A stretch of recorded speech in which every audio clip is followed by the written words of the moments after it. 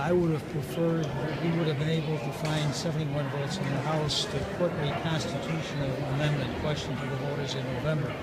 We weren't able to do that. Consequently, I'm offering this advisory question, which, if successful, would help in the next session of the General Assembly to actually pass a constitutional amendment. Yeah, this could be the year of the advisory referendum with all the questions that are talked about. Where does a California style, we the people get to weigh in on everything, and the representative democracy, we elected you guys to do the heavy lifting begin? Well, you know, in California, where they have initiative questions and they're successful, they actually change the law. Illinois is not an initiative state. This is not an actual change in the law. This would be nothing more than an advisory question. But why the move toward a ballot as questionnaire for we the people, as opposed to simply the group of 118 and 59 making all the decisions that we elected? Yeah, please understand, I'm not moving away from representative democracy. I'm not doing that. I'm simply putting this advisory question and an advisory question on the minimum wage for consideration by the voters in the November election. But I'm not moving away from representative democracy. How do you respond to cynics who say this is about driving Democratic turnout in the polls? Well, you know, cynics and critics will be cynics and critics, and you know a lot of the critics. You spend a lot of time with them. Can you amplify more on that point you made to Representative Sullivan about the referendum he was proposing being kind of a moot issue? Do you not expect there to be a tax extension vote this spring? I'm not going to comment on whether there's going to be a vote. I will tell you what I think I told you yesterday, that in the House Democratic Caucus there were 34 yes for the extension of the income tax increase and 30 no. 34 is a long way away from 60,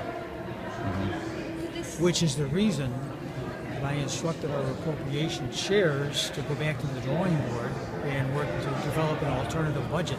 And when do you expect that alternative budget to be acted on by the House? Well, we would hope sometime next week. Tuesday? Let's not specify a day, but sometime next week.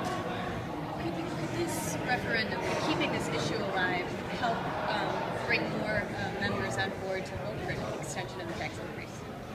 This particular question on the constitutional amendment, I don't think members would relate this to the extension of the income tax increase. We had real strong support for the constitutional amendment. We would have imposed the surcharge. We just were a few short of 71. Do you have a response about this being McSweeney's comment about this being job killer? I wouldn't agree with that. I understand what he's saying, that those that would be called upon to pay the surcharge have done pretty well in Illinois. They've done pretty well in America. We're simply saying to them, you've done well in this country, and we'd like to call upon you to do a little more for those that are involved in lower education, many of whom need a little help to get ahead in life. Well, why a million and not a different number and not indexed to inflation?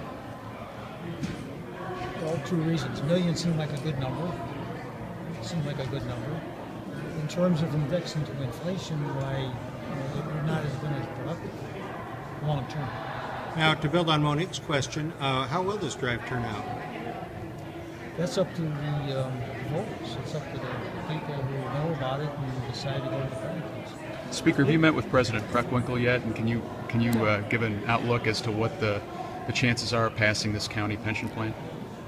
I plan to support her bill, and I think she's got a good chance to pass the bill. It's another pension proposal from a local government, where a local government has examined the condition of its pension system, come to the opinion that it's in trouble financially, and came down to the legislature with a stabilization plan. It's a little different than what we did for the Chicago Park District, the Cook County Water Reclamation District, and the two systems in the city of Chicago. Has the governor communicated to you or his staff anything about what he's going to do with the city pension package that's before him? No, they have not. I certainly think he ought to sign the bill. I think he ought to sign the city pension bill. He signed the state pension bill. He ought to sign the city pension bill. Is there any talk about revenue at all with you?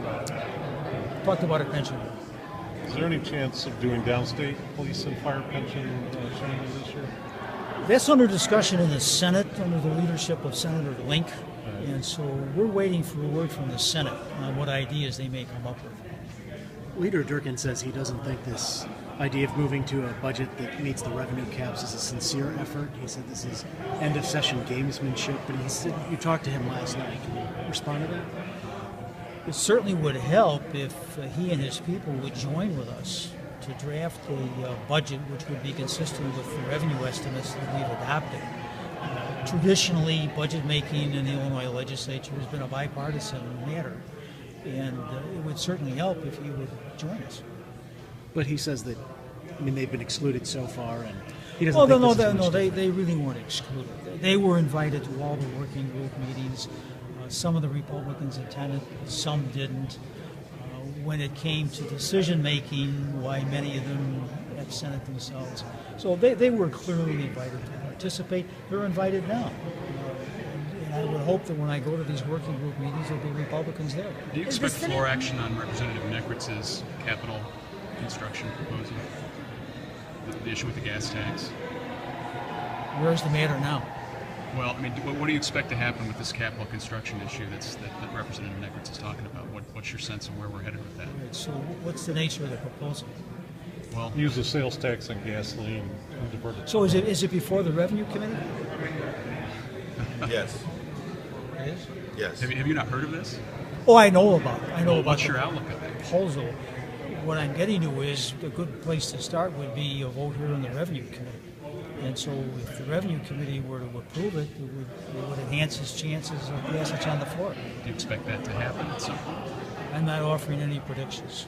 Should it happen without the tax extension vote as well, though? Well, again, I'm not offering an opinion on that. You might want to consult with these people in the Revenue Committee. Listen, Nobody everybody left. All right, thanks, everybody.